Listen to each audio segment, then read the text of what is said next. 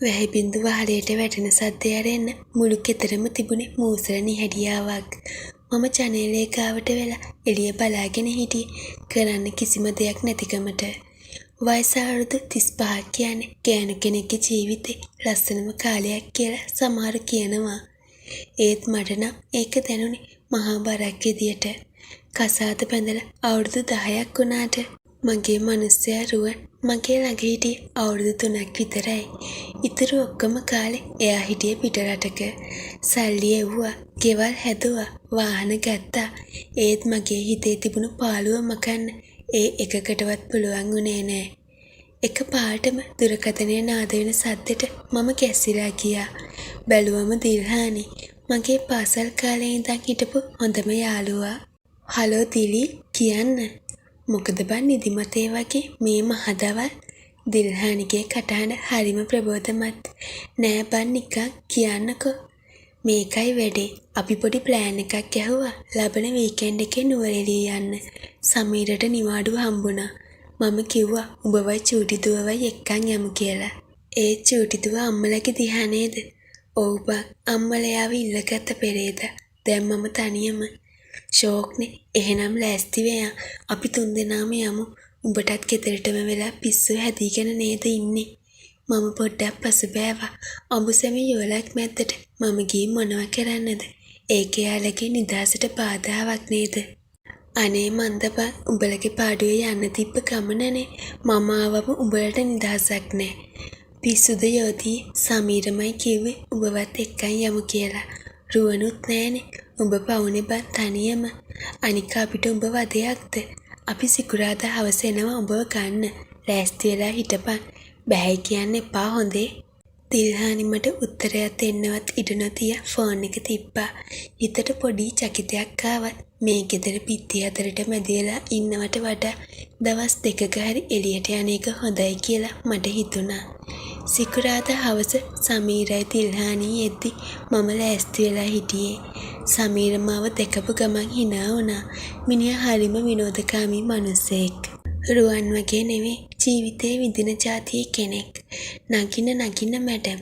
සමීර මගේ බෑග් එක ඩිකියට දාන ගමන් කිව්වා. කාර් එකේ ඉස්සරහා සීට් එකේ දිල්හානි හිටපු නිසා මම පස්සෙන් වාඩි වුණා. ගමන පටන් ගත්ත වෙලේ ඉඳන් කාර් එකේ තිබුණේ hinaවයි සතුටයි විතරයි. පරණ ඉස්කෝලේ කාලේ විස්තර. අපේ පිස්සු වැඩ ගැන කතා කර අපි හුඟක් hina වුණා.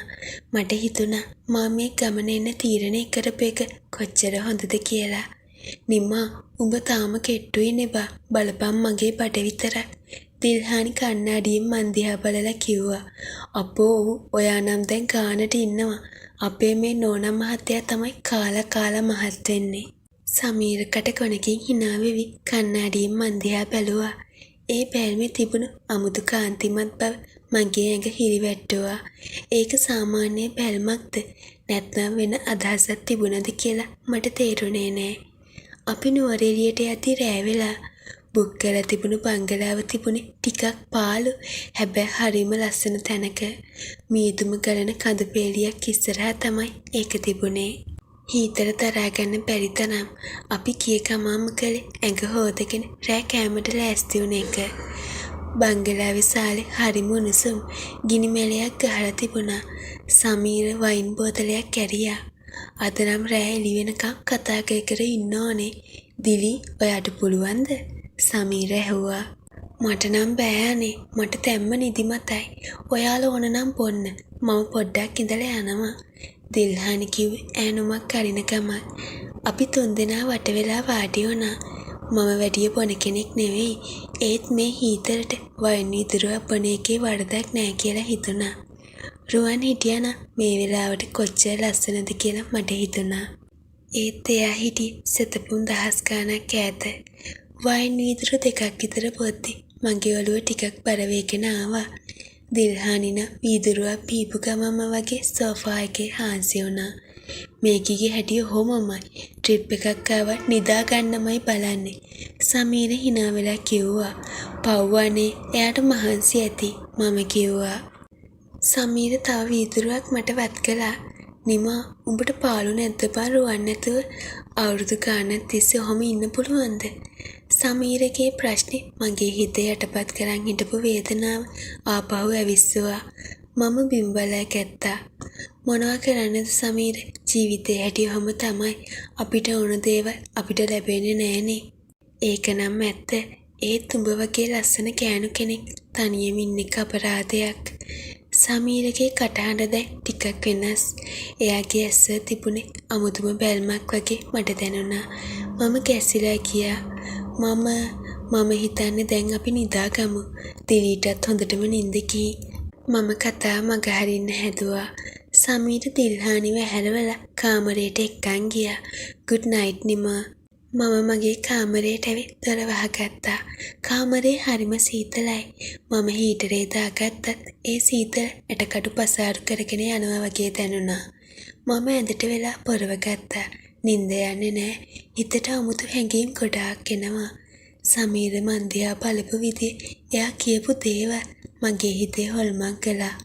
අවුරුදු ගානක් පිරිමි පාසක් නැතුව හිටපු මගේ ඇඟ ඒ වචන වලින් පවා ඇවිස්සලා තිබුණේ. පැයක් විතර යන්නේ නැති මුළු බංගලාවම මීයට පිම්බ වගේ නිහඬයි. එක පාටම මගේ කාමරේ දොරට කවුරු හරි තට්ටු කරනවා ඇහුණා.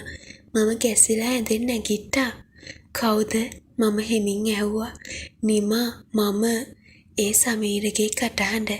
මගේ හදවත ඩක ඩක ගාලා ගැහෙන්න ගත්තා. මම මොකද කරන්නේ? දොර අරිනවද නැද්ද? මගේ හිත එක දෙයක් කිව්වා. මගේ ඇඟ තව දෙයක් කිල්ලුවා. ඇයි සමීර? මම දොර ළඟට ගිහින් ඇහුවා.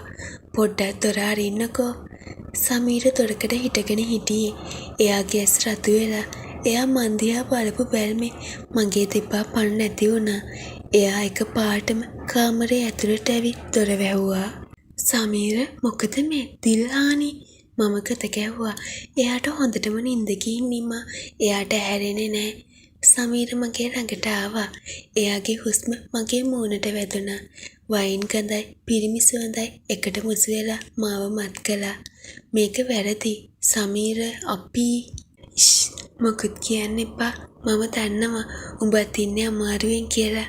මට උඹව දැකෙද්දි ඉවසන්න බෑ නිමා. එයා මගේ ඉන වටේ අත දාලා මාව එයාගේ ඇඟට තද කරගත්තා. අවුරුදු ගානකට පස්සේ පිරිමියෙක්ගේ දැනෙද්දි මගේ ඇඟේ තිබුණු ප්‍රතිරෝධය දිය වෙලා ගියා. සමීර මගේ කටෙන් පිට වුණේ කෙඳිරිල්ලක් විතරයි. එයා මාව ඇඳට තල්ලු කළා නෙවෙයි. මම ඉබේම ඇඳට වැටුණා. එයා එද්දි මම දැස් පියාගත්තා. සීතල නුවරඑළිය රැය උණුසුම් වෙන්න පටන් ගත්තා. දිල්හානි අල්ලපු කාමරේ නිදාගෙන ඉද්දි එයාගේ සැමිය මගේ ඇඳේ හිටියා. මා මගේ හොඳම යාළුවට ද්‍රෝහි වුණා කියලා හිත යටින් කෑ ගැහුවා. මගේ ශරීරේ ඒ වෙලාවේ ඉල්ලුවේ ඒ පහස විතරයි. අපි දෙන්න අතරේ සිද්ධ වුණු දේවල් හරිම වේගවත්. ඒත් ඒ හැම තප්පරයක්ම මගේ මතකයේ රැඳුණා. අවුරුදු ගණනක තනිකම, පාළුව, වේදනාව ඒ මොහොතේ පිට වුණේ සුසුම්සා කෙඳිරිලි හරහා. සමීර මාව ආක්‍රමණය කරද්දි මම එයාව වැඳගත්තේ පිස්සුවෙන් වගේ. ඒක ආදරයක් නෙවෙයි. ඒක හුදෙක් ශාරීරික අවශ්‍යතාවයක් සහ තනිකම මකා ගැනීමක් විතරයි. ටික වෙලාවකට පස්සේ හැමදේම නිහඬ වුණා. සමීර මගේ පපුවට ඔළුව තියාගෙන හදි අරිමින් හිටියා. මම සිවිලිම දිහා බලාගෙන හිටියේ හිස් බැල්මෙන්. දැන් තමයි මගේ සිහිය ආපහු හරියට වැඩ කරන්න ගත්තේ. ලොකු බරක් හිතට දැනුණා. මම මේ කලේ මොකක්ද? මගේ හොඳම යාළුවගේ මිනිස්සයා එක්ක. නිමා. සමීර ඔළුව උස්සලා මන් දිහා බැලුවා. තරහද? මම මොකුත් කිව්වේ නෑ. කියන දෙයක් මට තිබුණේ නෑ. බය වෙන්න එපා. මේක අපි දෙන්න අතර විතරයි. දිලී දැනගන්නේ නෑ. එයා ඇඳෙන් බැහැලා ඇඳුම් හදාගත්තා. මම යනවා. good night. සමීර කාමරෙන් එළියට ගිහින් දොර වහගත්තා. ආපහු කාමරේ සීතල වුණා. මම රෙද්ද පොරවගෙන කුලි වුණා. ඇස් දෙකෙන් කඳුළු ගලාගෙන ගියා. ඒ කඳුළු දුකටද පසුතැවීමටද නැත්නම් සතුටටද කියලා මට තේරුම් ගන්න බැරි වුණා. හෙට උදේ දිල්හානිගේ මූණ බලන්නේ කොහොමද කියන ප්‍රශ්නේ මගේ හිතට වද දුන්නා. ඒත් ඒ එක්කම අවුරුදු ගානකට පස්සේ මිනිස්සෙක්ගේ උණුසුම විඳපු සතුටත් හිතේ කොනක හැංගිලා තිබුණා. එදා රෑ මට නිින්ද ගියේ නෑ. එළියේ හුළඟ ගස් සොලවන සද්දේ මට ඇහුනේ මගේ හෘද සාක්ෂිය මට කරන චෝදනා වගේ. කොහොම වුණත් සිද්ධ වෙන්න ඕන දේ සිද්ධ වෙලා ඉවරයි. ජීවිතේ සමහර වෙලාවට අපි නොහිතන තැන්වලට අපිව අරගෙන යනවා. මේකත් ඒ වගේ නවාතැන් පොලක් විතරයි කියලා හිත හදාගන්න මම උත්සාහ කළා. මේ වගේ කතා කියවන්න කැමති අය අපිව සබ්ස්ක්‍රයිබ් කරගෙන යන්න. මේ කතාව ලස්සනයි නම් ලයික් එකක් කමෙන්ට් එකක් දාගෙන යන්න අමතක කරන්න එපා.